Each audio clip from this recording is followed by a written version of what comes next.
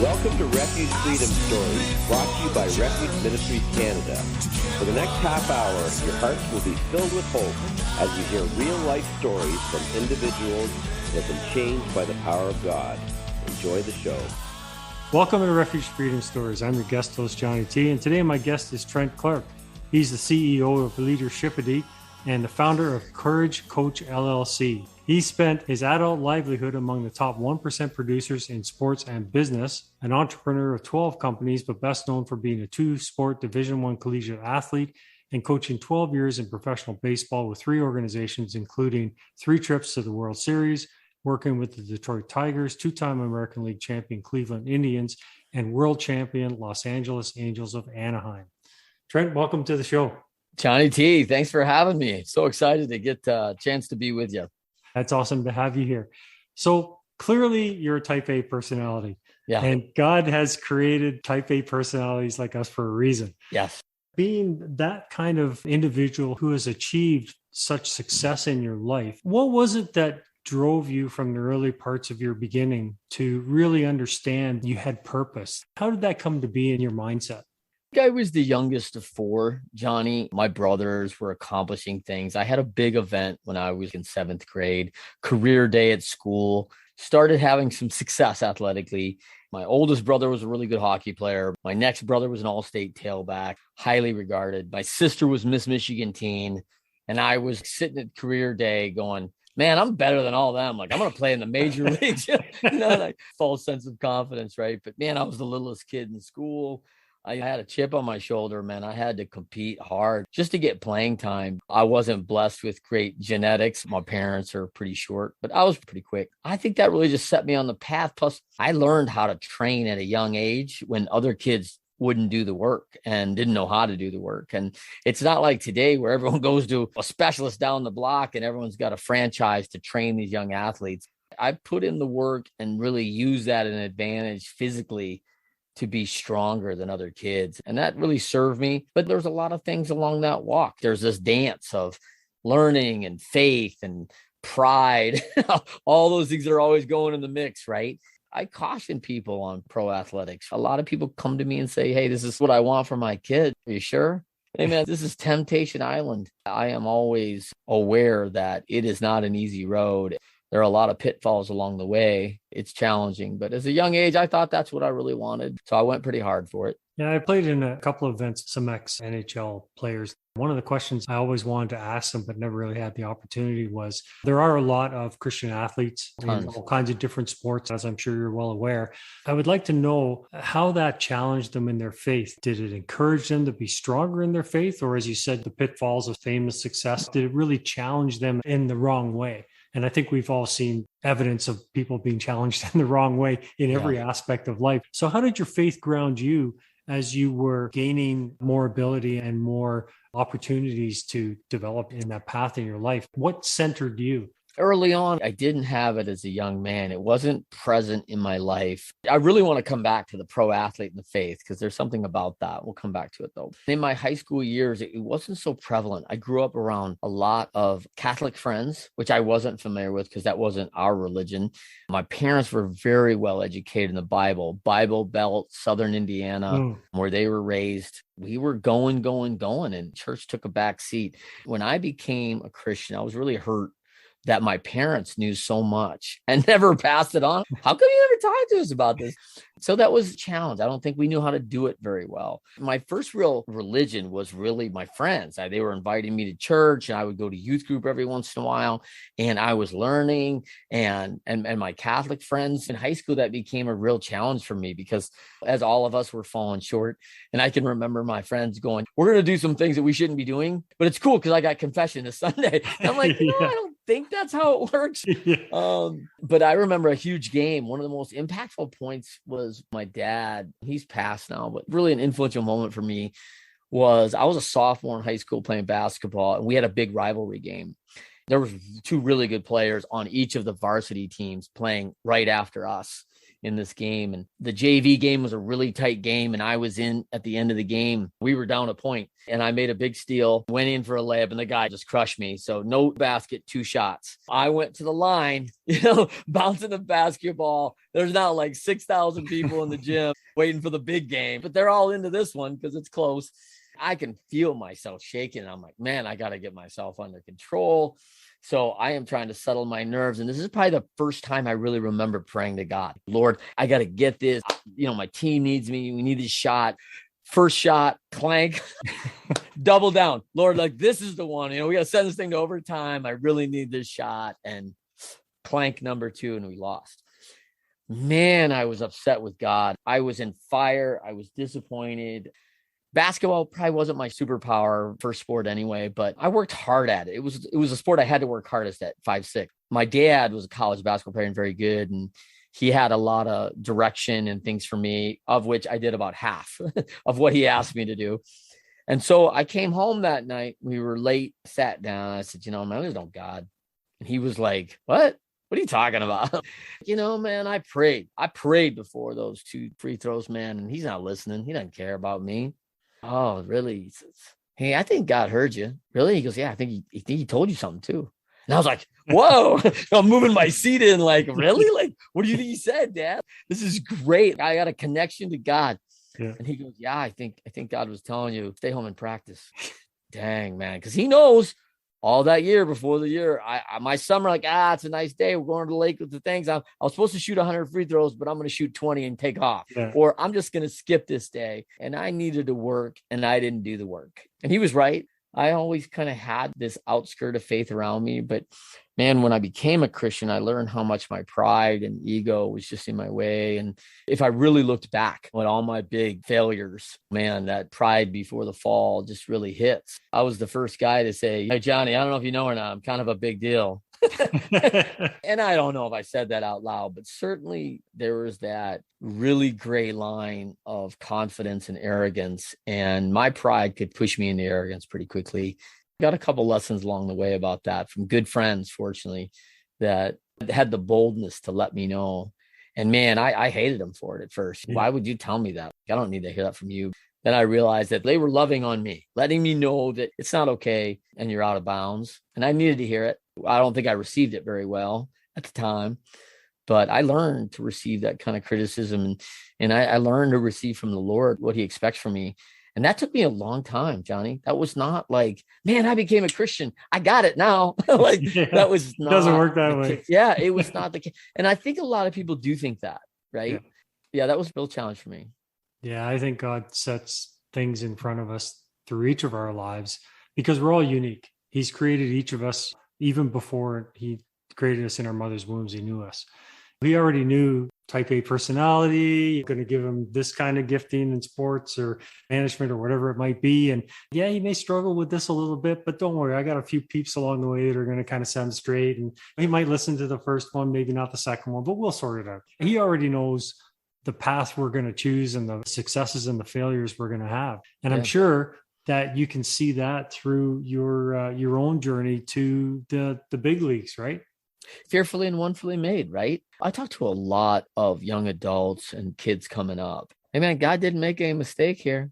No. And I was the guy too, man. Oh, I should have been taller. Lord, what were you doing? I'm fast, but I'm not that fast. I can't run away from these 6'6", 6'7". There was a lot of things I'd like to change. The short guys want to be tall. The tall guys want to be shorter. The brunettes want to be blonde. We're all just not very happy with ourselves. And Lord's got a plan. No mistakes here. I think one of the biggest challenges for me, Johnny, is that a lot of us have God-given strengths and gifts that we're not always developing and utilizing. They've been given to us at a very unique level. Sometimes I just see people that won't develop them out of spite. Sometimes I just see people like holding on to their gifts when their gift is to give it to others, right? Mm-hmm. And man, it really comes off as selfish. Yet we get to that understanding of where we're at and what we've been given. It's so important for us to really develop that and utilize that because God did make us for a purpose, right? And if we don't do that, I feel like it's kind of holding out on God. So I challenge kids with that a lot. Yeah, I think that's very important to do because the society we live in today is so instantaneous and TikTok and YouTube and everybody wants to be an influencer and blah, blah, blah. Yeah. It's all so temporal. Yeah. People need to focus on the eternal, because that's what really matters, and that's what's going to shape us and change us, right? On that anvil of development and leadership. Yeah. Well, and I think it's what John Wooden talked about. He was so determined on physical conditioning, which his teams were very well known for. He was an early adapter of mental conditioning, but he never left out moral conditioning. He thought that was equally important. And when we talk about the iddies and leadership, right, spirituality is very important. We have to develop moral conditioning. And coming back to your pro athlete level of who stays, a lot of the athletes who get that 10-year, 12 years in the league, Christianity and their spirituality is a huge part of that, because there's a discipline behind moral conditioning, right? And then that, of course, cross trains over to our physical conditioning, to our mental conditioning, and how we carry ourselves, how we treat other people. That's so important in a life of melting pot, right? And we're now getting into this, wow, diversity, equity, inclusion is very important. That's always been important. People are people. The Christian faith says, hey, listen, we welcome all, and we bring them in and represent that. And that's so important, because when you go to work for a team, when we won the 2002 World Championship, you're talking about 11 different countries, 9 languages, different backgrounds, culturally, socioeconomically, educationally, the experiences. Man, it's a whole dynamic that's going together, but we're all going for a goal. And how do we meet that together? How do we do that united? And that unity becomes a huge challenge and so important when you have a good team. The Bible's full of examples of leaders that have support people around them to help them. Moses standing on the hill and Aaron holding his hands up when the battle wages, and when his arms dropped, they started to lose, and they'd lift his arms up and they'd win. Yeah. So God sets all kinds of examples like that for us. You talked about the discipline of being successful and how it's tied to spirituality. And we need to, my wife said years ago, and it stuck, that discipline is the price you pay for freedom. And there's a lot of truth in that, because it's that daily discipline that we have with God that gives us that freedom to achieve success in the plan and the purpose that he has for us. And I go back with so many people like Hebrews 12:11. No discipline seems pleasant at the time, but painful. Yeah. Later on, however, it produces a harvest of righteousness and peace for those that have been trained by it. Now, if you don't want to go trained by it, like, I get it. And people ask me all the time, Trent, what's the best player you ever coached? I'm like, oh, you don't know him. Like, what do you mean? I don't know? Like, because they were super talented, but at 21, 22 years old, they're already in AA on their way to greatness, and they just don't have a foundation. They just don't know how to work. They don't have a discipline. They don't have someone helping them along to guide them and give them. They don't have that relationship with their creator, and they're just out there in the world, and the world is swallowing them alive. And they start believing the press clippings, and they start believing all the things that people are saying in their ear, whether it's truth or not. And it just really gets hard to discern what's truth and what's not. It's a short window. I mean, you do not have this long chance to get it right in that environment. Other environments, we do. I feel like we get a couple do-overs, like the Lord will let us, all right, we can start again. And we get some of those, but we don't all get that chance. I mean, many are denied that privilege, and I've been blessed and privileged to have a couple do-overs, and man, I've made my share of errors, and the Lord's walked me through it, carried me through a few too. And it's been hard, but I think it always comes back. He's always there. It's always faithful. And what I'd love to have people get is he is always there in the good and bad. For as many people as I hear want to go, you know what? It's not going great. I need to blame God because my finances, my sick kid. Yeah. I'm like, well, did you thank God when you built the dream house, when you got your dream job, when you graduated college, when that money came in that you never expected? Were you right there going, Lord, see you standing here delivering, man? I don't ever hear that. I hear like, yeah, I got the job. You know how great I am. Johnny. Yeah. Why wouldn't they hire someone as great as me, Johnny? Yeah. Like, wait, are we going to give the glory all the time? If I looked at a model in the athletic world, man, Tebow's done a pretty good job of a guy who's really walked the walk and talked the talk, and through good and bad, right? It hasn't been perfect for him. He's had plenty of trials, and He's a great athlete. Yet through it all, he just continues to serve and keep his head down and focus on what's important. Yeah, the Bible says that the gifts and callings of God are without repentance. And I firmly believe that when God creates us, as you said earlier, he gives each of us the abilities and the talents and the gifts and the calling to achieve his purpose in life. We can all go through those kinds of struggles and those mountains that we have to climb, and sometimes the valleys that we have to go through are of our own doing or externally to us. But yet that calling and that purpose that God has for us doesn't change. Yeah. And we can choose to embrace it, and we can choose to accept it, or we can choose to go our own way, as you said, and that never really ends well.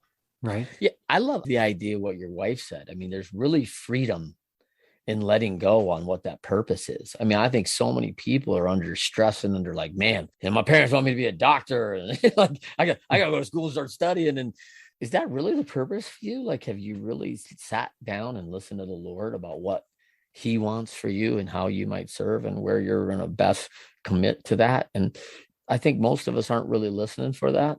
Most of us, self-included here, it's a lot of I'm talking. And maybe I should shut up and listen and hear that back, what the Lord really wants from me. And that's a hard thing. And that's something I've really been learning the last 3 years. I got involved with a ministry called Every Man a Warrior.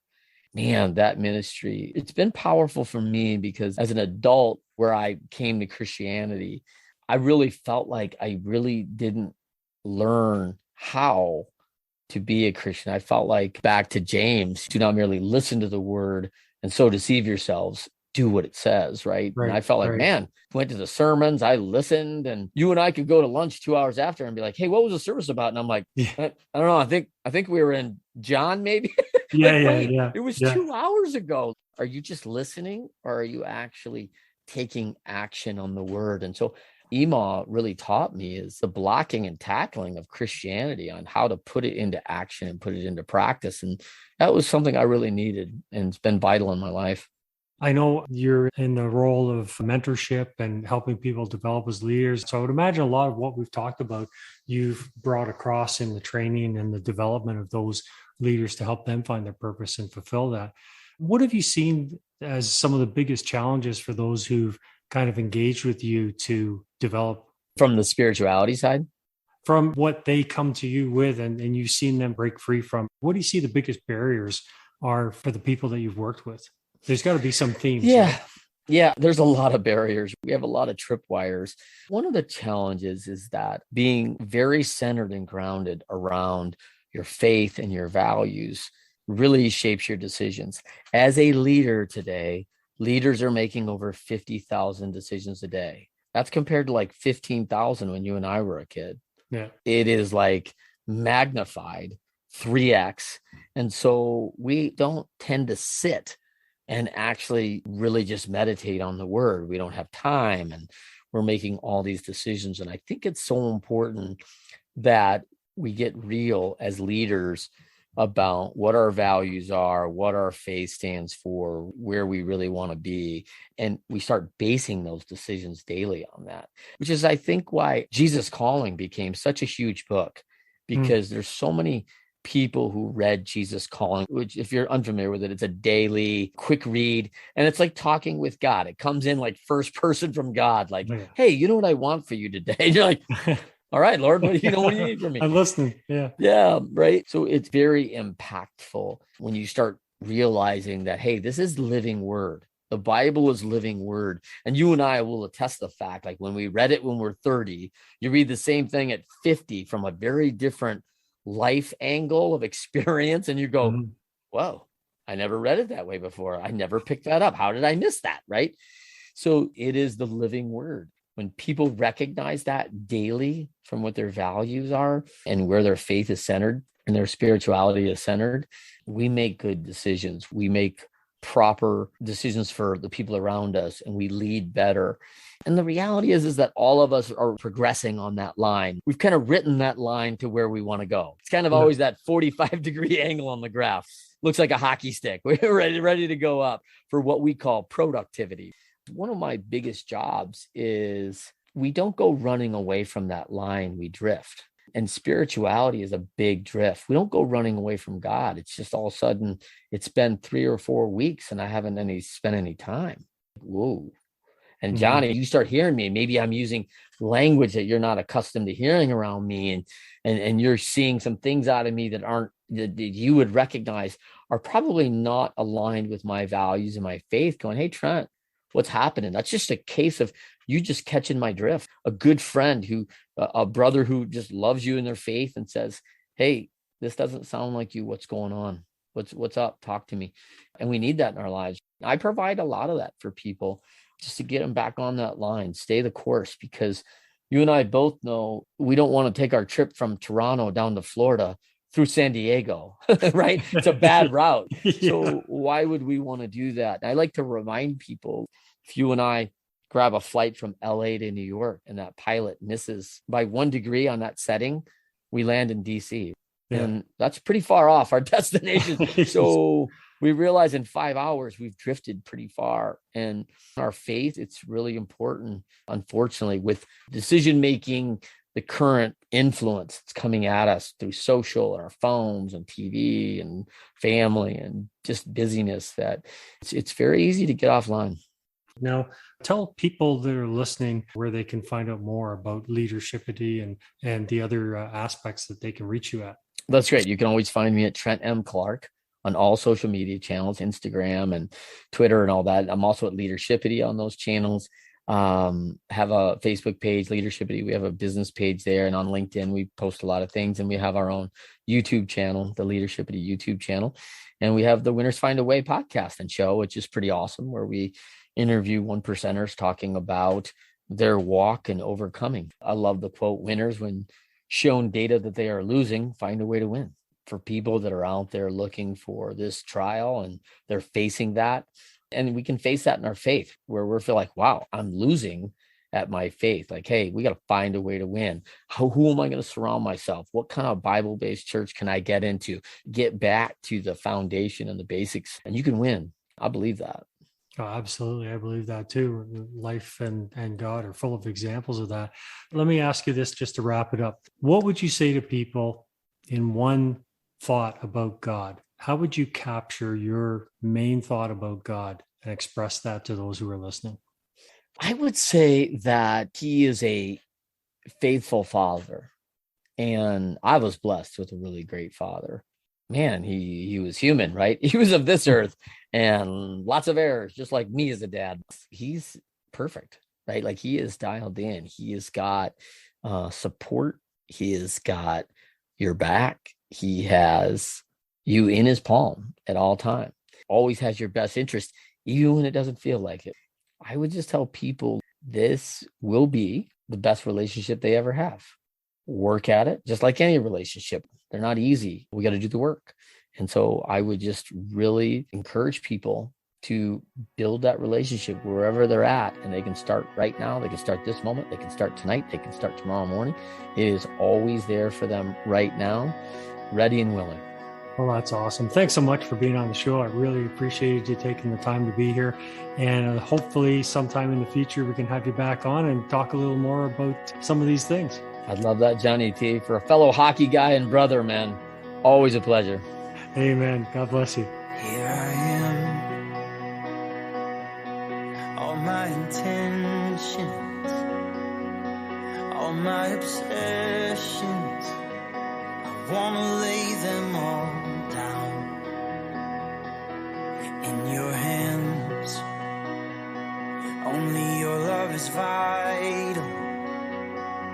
Though I'm not entitled, still you call me your child. God, you don't need me, but somehow you want me. Oh, how you love me. Somehow that frees me to take my hands off of my life and the way it should go. Oh, God, you don't need me, but somehow you want me. Oh, how you love me. Somehow that frees me to open my hands up and give you control. Yeah, I give you control. I've had plans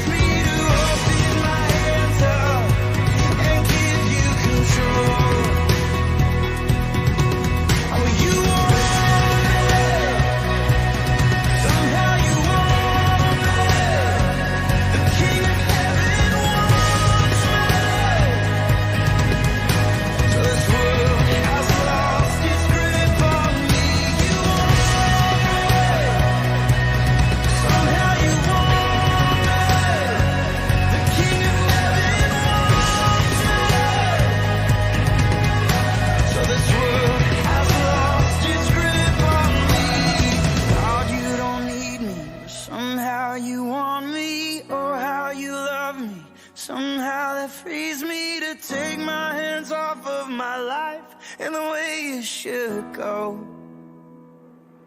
Oh, God, you don't need me, but somehow you want me. Oh, how you love me, somehow that frees me to open my hands up and give you control. I give you control. Oh, give you control. Oh, I wanna give you control. I give you control. You want me. Somehow you want me. The King of Heaven wants me. So this world has lost its grip on me. I hope that you have enjoyed the last half hour as much as I did. Thank you again to Refuge Ministries Canada for hosting the show. So until next Friday, may God richly bless you with peace, love, and happiness. We at Refuge Ministries are so blessed by the success of Refuge Freedom Stories and podcasts. In addition, we focus on youth prison ministry, release kits, and many other diverse outreaches to the needs of our community. As a nonprofit, there are many costs involved, however, and we are asking for your support. Financial gifts can be made via our website at www.refugeministriescanada.com or by calling 519-701-0108. Your giving makes this work possible, and we thank you in advance for your support. That's 519-701-0108. God bless you.